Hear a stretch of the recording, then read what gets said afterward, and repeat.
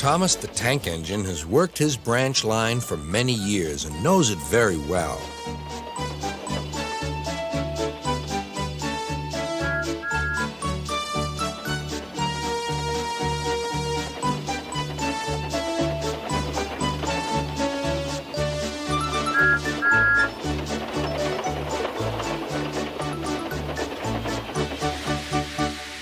You know just where to stop, Thomas, laughed his driver. You could almost manage it without me. Thomas had become conceited. He didn't realize his driver was joking. Later, he boasted to the others. Driver says I don't need him now. Don't be so daft, snorted Percy. I'd never go without my driver, said Toby earnestly. I'd be frightened. Huh! Boasted Thomas. I'm not scared. You'd never dare. I would then. You'll see. The next morning, the firelighter came. Thomas drowsed comfortably as the warmth spread through his boiler. Percy and Toby were still asleep. Thomas suddenly remembered. Silly stick in the muds, he chuckled. I'll show them. Driver said I could manage without him.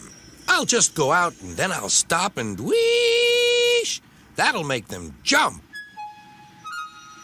Thomas thought he was being clever, but really he was only moving because a careless cleaner had meddled with his controls. He soon found his mistake. He tried to whoosh, but he couldn't.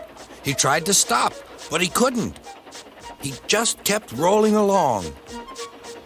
He didn't dare look at what was coming next. There was the station master's house. The station master was about to have breakfast. Horrors, cried Thomas, and shut his eyes. The house rocked, broken glass tinkled, plaster was everywhere. Thomas had collected a bush on his travels. He peered into the room through its leaves. He couldn't speak.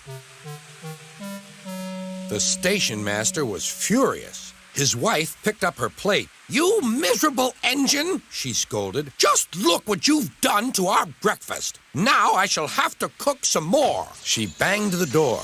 More plaster fell. This time it fell on Thomas. Thomas felt depressed. Workmen propped up the house with strong poles and laid rails through the garden. Then, the Scottish twin engines Donald and Douglas arrived.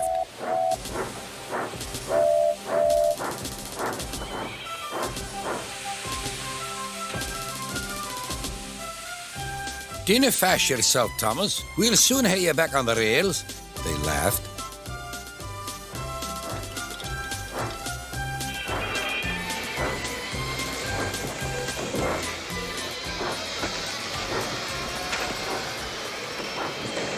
Donald and Douglas, puffing hard, managed to haul Thomas back to safety. Bits of fencing, the bush, and a broken window frame festooned his front, which was badly twisted. The twins laughed and left him. Thomas was in disgrace. There was worse to come. You're in a lot of trouble, Thomas. I know, sir. I'm sorry, sir. Thomas's voice was muffled behind his bush. You must go to the works and have your front mended. It will be a long job. Yes, sir. Meanwhile, a diesel rail car will do your work. A diesel, sir? Thomas spluttered. Yes, Thomas. Diesels always stay in their sheds till they are wanted. Diesels never gallivant off to breakfast in station masters' houses.